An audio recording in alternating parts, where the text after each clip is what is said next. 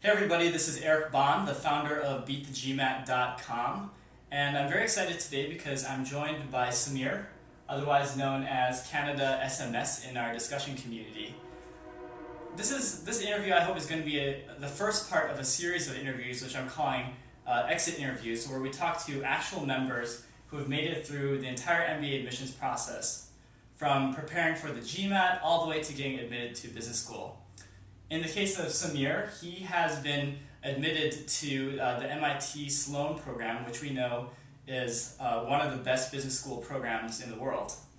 And also I should note that many of you probably already know Samir because of his legendary GMAT debriefing. It's called Waging War on the GMAT, and it's his story of how he got a 760 on the GMAT, which I'm sure helped him significantly in his MBA admissions. So with that being said, Samir, it's nice having you here. I'm going to just jump into my first question, which is, who are you? Sure. Well, first, Eric, thanks a lot for having me. It's a pleasure to be here in front of the Beat The GMAT community. So as you mentioned, my name is Samir Shah, and I'm originally from Toronto, Canada. For my undergrad, I went to Carnegie Mellon University, and I ended up doing a bachelor's and a master's in electrical and computer engineering. After undergrad and after my master's degree, I actually came out to Silicon Valley, where I currently work as a microprocessor design engineer. And in parallel, I also am pursuing an entrepreneurial venture. I'm one of the co-founders of an iPhone application company called Snapter Labs. That's great, and I think I've heard of Snapter. It's actually a very successful entrepreneurial project, so maybe we can talk a little bit about some of your entrepreneurial aspects and, Sure, yeah. and your interests too. So why did you decide to get an MBA? Yeah, that's the million-dollar question. Yeah. I've been entrepreneurial my entire life, and at this point in my career, I've actually started 3 companies, 2 of which I would consider entrepreneurial failures, but tremendous from a learning perspective, and one which I consider a pretty significant entrepreneurial success. But even though I've been successful as an entrepreneur, I still feel like there's a lot of room to grow, and I really have a lot more potential to be a CEO of a large growth enterprise that will be sustainable and evolve over time.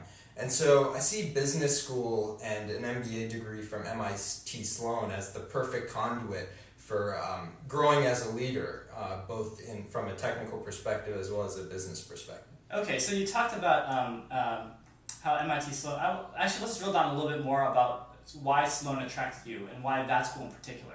Sure. So I think there's 3 main reasons why I decided to apply to MIT Sloan. I think the first reason was definitely the entrepreneurial ecosystem. I feel that it's unparalleled at MIT Sloan.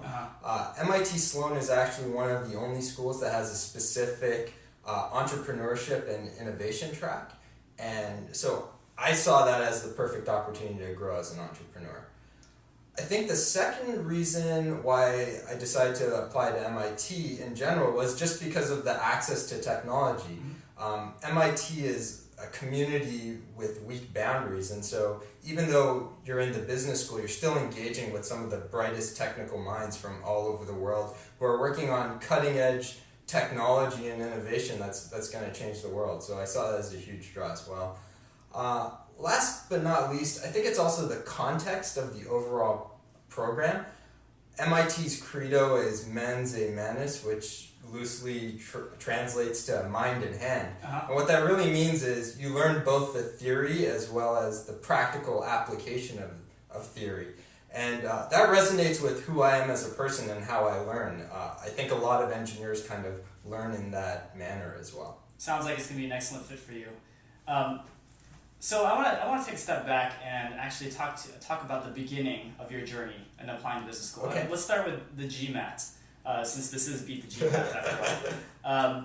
So tell us about some of the best things that you did during your GMAT prep. Just describe that experience a little more for us. Sure. So I've talked about the GMAT to great extents in my article on Beat the GMAT. But specifically, I think some of the things that really helped me out was, first of all, studying in blocks of 75 minutes, because as you know, both the verbal and the quant section of the GMAT are 75 minutes long, and it really helped me build stamina, and I think that's very important so you don't burn out during the middle of the test.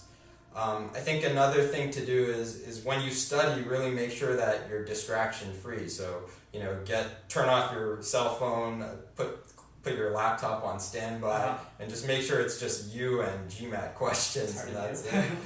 I think another thing that I did was take a lot of practice tests, but also go a step further and try and mimic a test center. So one of the things I did when I wrote practice tests is I actually took them in a public library while wearing earplugs to really mimic exactly what I would face in a test center.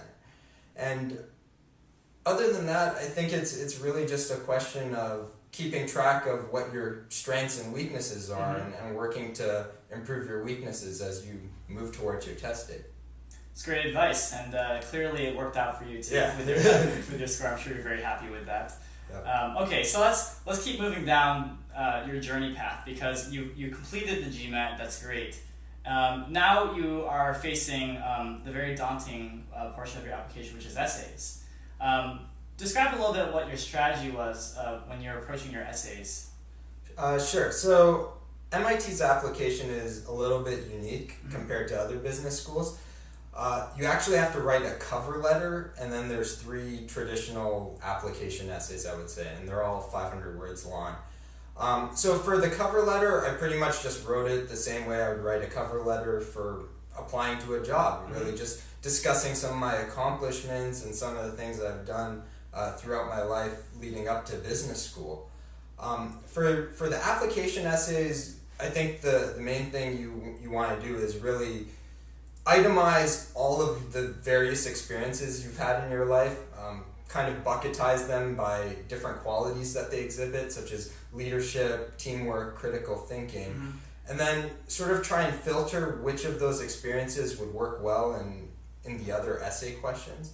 And then after that, kind of playing with what you want to talk about, because you want to present yourself as a well-rounded candidate, someone with a lot of diversity in terms of what they've done.